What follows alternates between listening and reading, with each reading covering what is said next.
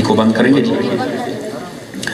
قبل اس کے کہ میں سبق شروع کروں اور آپ حضرات سماعت فرمائیں، آپ کی خدمتوں میں عرض ہے آپ توجہ رکھیے تاکہ بات کرنے اور سننے کا سکون اور سرور میسر آ سکے۔ کوئی بات اچھی لگے تو آپ اپنے جاگنے کا ثبوت دے سکتے ہیں۔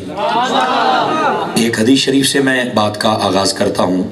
حضور سرور عالم نور مجسم رسول مکرم صلی اللہ علیہ وآلہ وصحبہ وبارک وسلم آپ نے ارشاد فرمایا، جی اب ٹھیک ہو گئی ہے جناب۔ نبی پاک صلی اللہ علیہ وآلہ وصحبہ وبارک وسلم آپ نے ارشاد فرمایا، من صلی علیہ مئتن، فرمایا جو بندہ میری ذات پر 100 مرتبہ درود و سلام پڑھتا ہے، کتب اللہ بین عینیہ، اللہ تعالیٰ اس کی دونوں آنکھوں کے درمیان یعنی یہاں ماتھے پر لکھ دیتا ہے، براءۃ من النار و براءۃ من النفاق، کہ یہ بندہ منافقت سے بھی آزاد ہے اور جہنم سے بھی آزاد ہے۔ جو بندہ 100 مرتبہ درود و سلام پڑھے اس کو یہ برکات میسر آتی ہیں، اور جو جتنا زیادہ پڑھے گا اس کو اتنی زیادہ برکتیں ملیں گی۔ اللہ تعالیٰ مجھے اور آپ سب کو عمل کی توفیق عطا فرمائے۔ دوستان مکرم، جو آیت کریمہ میں نے تلاوت کرنے کا شرف حاصل کیا ہے، چاہوں گا کہ اسی کا سہارا لے کر بات کو آگے چلوں۔ اللہ رب العزت نے ارشاد فرمایا، نون والقلم وما یسطرون، فرمایا اور نون قسم ہے قلم کی اور جو ان سے لکھا جاتا ہے اس کی۔ یہ سادہ سا مفہوم ہے ان آیات طیبات کا۔ یہ جو میں نے آیت کریمہ پڑھی ہے ابتدا نون سے ہوئی ہے، 29ویں پارے میں سورۃ القلم اس کا ابتدائی حصہ یہ ہے۔ قرآن مجید میں اس قسم کے جتنے بھی الفاظ ہیں علماء کی زبان میں انہیں حروف مقطعات کہا جاتا ہے۔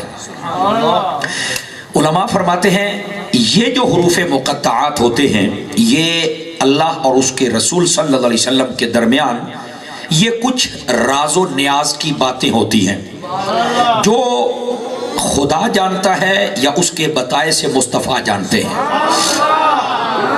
یہ اللہ کی حکمت ہے، اس نے کچھ راز اپنے اور اپنے حبیب کے درمیان رکھے ہیں۔ لیکن بسا اوقات کئی لوگ یہ بھی کہہ دیتے ہیں کہ نہیں ان کا ترجمہ ہی کوئی نہیں۔ جو بندہ یہ بات کہے نا سمجھو کہ علمی دنیا کا بڑا ٹاپ لیول کا جاہل ہے، جو یہ کہتا ہے کہ ان لفظوں کا ترجمہ کوئی نہیں۔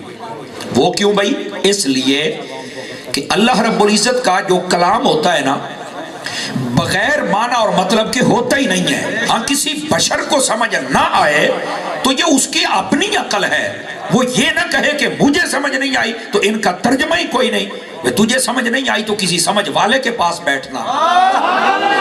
وہ جو نہیں فرما رہے آپ حضرات، تو یہ تو نہ کہنا کہ اس کا ترجمہ ہی کوئی نہیں ہے۔ سمجھ آ رہی ہے نا؟ ایک بندے نے دیکھا ہی گلاس ہے، اسے کیا پتا جگ کی کیا گہرائی ہے؟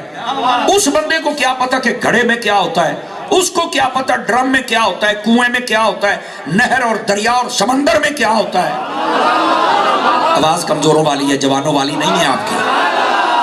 تو اس واسطے جو بندہ خود علمی یتیم ہے اسے یہ کہنے کا حق نہیں ہے بیٹے میری طرف دیکھو، ادھر دیکھیں بھائی، اگر آپ نے باتیں کرنی ہے تو مجھ سے تقریر نہیں ہوگی۔ 12 بجے میں نے آپ کا سپیکر چھوڑنا ہے، مہربانی کرو بیٹے بیٹھ جاؤ، بیٹھ جاؤ ادھر بیٹھ جاؤ، مہربانی فرمائیں ذرا میرا سبق سنیں بھائی۔ میں اصل کلاس میں بیٹھنے والا بندہ ہوں، مجھے تقریر بھول جاتی ہے تو میں پوری صلاح بنا کے آیا تقریر کرن دی، سمجھ آئی نا؟ تو بھائی سنیے آپ ذرا، مہربانی فرمائیے۔ گرامی قدر حضرات، اب کسی بندے کو نہیں پتا چلا تو وہ یہ نہ کہے کہ ان کا ترجمہ کوئی نہیں۔ اب امام رازی جیسا مفسر تفسیر کبیر میں جب اس کی تفسیر لکھتا ہے تو پتہ کیا لکھتا ہے؟ وہ کہتے ہیں اگر انصاف کیا جائے تو اس کا ترجمہ یہ بنتا ہے اللہ ورسولہ اعلم بمرادہ، کہ یہ جو حروف ہیں ان کی اصل مراد یا خدا جانے یا مصطفیٰ جانے، یہ آپ نے لکھا ہے۔ لیکن رکیے ذرا، محمود آلوسی بغدادی رحمت اللہ تعالی علیہ، آپ روح المعانی کے اندر بڑے کمال کی بات لکھتے ہیں۔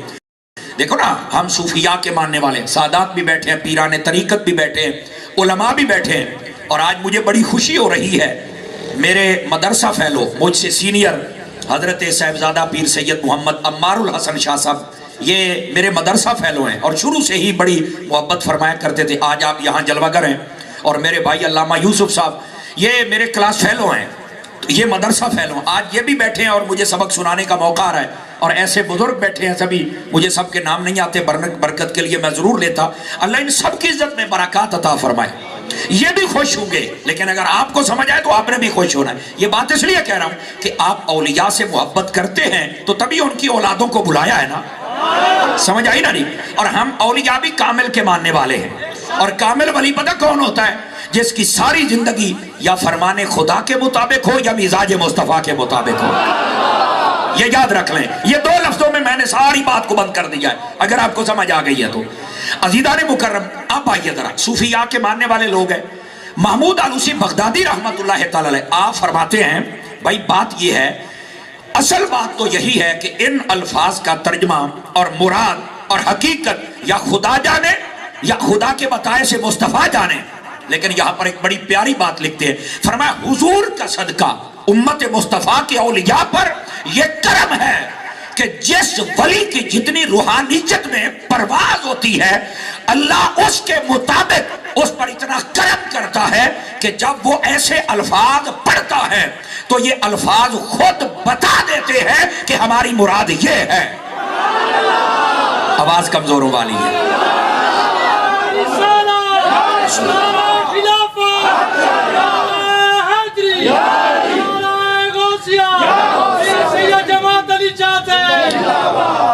آپ توجہ نہیں فرما رہے۔ گرامی قدر حضرات، اس بات کو سمجھنے کی کوشش کیجئے کہ جب ولی کامل پڑھتا ہے نا تو اللہ کی عطا سے یہ امت مصطفیٰ کی اولیاء پر یہ کرم ہے کہ جس کی جتنی روحانی پرواز ہوتی ہے نا، یہ قرآن مجید کی آیت خود اپنا راز کھول کے اس کے سامنے رکھ دیتی ہے کہ میرا یہاں پر یہ ترجمہ بن رہا ہے، اور جس کی جتنی پرواز ہوتی ہے، جتنی بلندی ہوتی ہے، اس پر اتنا معنی منکشف کر دیا جاتا ہے۔ اب بات سمجھ آ رہی ہے آپ حضرات کو؟ گرامی قدر حضرات، اسی واسطے ایک نکتہ یہاں پر بڑا خاص ہے جس کو سمجھنا ضروری ہے۔ اللہ کا ولی جب قرآن پڑھتا ہے تو قرآن کے یہ الفاظ خود بتاتے ہیں ہمارا یہ ترجمہ۔ اس کا مطلب ہے جو ولی ہوتا ہے نا وہ قرآن پڑھتا ضرور ہے، یہ بڑی خاص بات ہے۔ جو پیر ہوتا ہے، جو ولی ہوتا ہے، جو مولوی ہوتا ہے، وہ قرآن پڑھتا ضرور ہے، اور اگر اسے قرآن پڑھنا ہی نہ آتا ہو تو کس بات کا پیر ہے وہ، کس بات کا مولوی ہے وہ، کس بات کا وہ نقیب ہے، کس بات کا وہ امام ہے؟ تجھے پڑھنا ہی نہیں آتا، دھاندلی کرتے ہو، مٹھے بول دے پے ہو، میرا مزاج تو انہوں پتہ ہے، ہاں یہ تو انہوں سننی پہنی ہے تقریر ہے، ہاں جی ذرا جاگ کے بیٹھو، کہیں ایسے میں زور لگاتا تو وہ ڈر جاتے ہیں۔ آپ کو ڈرنے کی حاجت نہیں ہے، میں حقیقت مسئلہ شریعت کے مطابق بتا کے جاؤں گا۔ میرے بھائی، ہمارے جو بزرگ تھے نا، آپ ذرا بزرگوں کی ہسٹری کو ذرا پڑھ کے دیکھیں، آپ کو پھر پتا چلے گا۔ آپ لیا میں چلے جائیں تو وہاں مزار ہے، کروڑ لال عیسن ہے کہ نہیں ہے؟ تو پوچھو یہ کروڑ کس واسطے ہے؟ کہتے ہیں سورہ مزمل انہوں نے کروڑ مرتبہ کھڑے ہو کر پڑھی تھی دریائے سندھ کے اندر۔ میں نے کہا 18,000 میں آ جائیں تو 18,000 بزرگ کا نام، میں نے کہا بزرگوں کا نام 18,000 تو نہیں ہوتا، کہہ رہے نہیں نام تو اور مشہور ہو گئے۔ میں نے کہا کیوں ہوئے؟ کہتے ہیں جی انہوں نے چناب کے اندر کھڑے ہو کر 18,000 مرتبہ قرآن پڑھا تھا۔ اب مٹھے بول دے پے ہو، مٹھے بول دے پے ہو ہیں، یہ میں تمہیں بتا رہا ہوں ہمارے شیوخان طریقت کیسے ہوتے تھے۔ اچھا آپ شاہکوٹ میں چلے جائیں تو وہاں پر 9 لاکھ ہزاری ہے، تو میں نے کہا 9 لاکھ ہزار کا کیا مطلب؟ کہتے ہیں جی 9 لاکھ ہزار مرتبہ قرآن پڑھ دیا۔ میں نے کہا کمال ہو گیا، اس کا مطلب ہے جو کامل و اکمل پیر ہوتا ہے وہ تو قرآن سے بڑا پیار کرتا ہے۔ ارے یہ قرآن سے جو پیار کرتا ہے وہی ولایت میں کامل ہوتا ہے۔ کیوں؟ ایک تو یہ مصطفیٰ کی یہ بولی ہے، اللہ نے یہی مصطفیٰ کو عطا فرمائی، اللہ کا کلام ہے، جنت والوں کی یہی زبان ہے، مصطفیٰ کی زبان ہے عربی کے اندر، تو یہ حضور کی زبان ہے، اللہ رب العزت کا کلام ہے۔ جب بندہ اس کو پڑھتا ہے تو اس کا معیار ولایت بلند کر دیا جاتا ہے، اور جو قرآن سے یاری لگا لے وہ تو نیزوں پہ چڑھ کے بھی پڑھتا رہ جاتا ہے۔ توجہ نہیں فرمائی؟ 4-5 بندے چپ شاہ بن کے بیٹھے ہیں، ہم چپ شاہوں کے نہیں ماننے والے، ہم ان شاہوں کے ماننے والے ہیں جو نیزوں پہ چڑھ کے بھی بولتے رہ جاتے ہیں۔ اس واسطے تھوڑا سا جاگ کے بیٹھے آپ حضرات میرے بھائی، تو اس واسطے قرآن مجید برہان رشید پڑھنا چاہیے۔ یہ بندہ جتنا زیادہ پڑھے گا نا ولایت میں اتنا کامل ہو جائے گا۔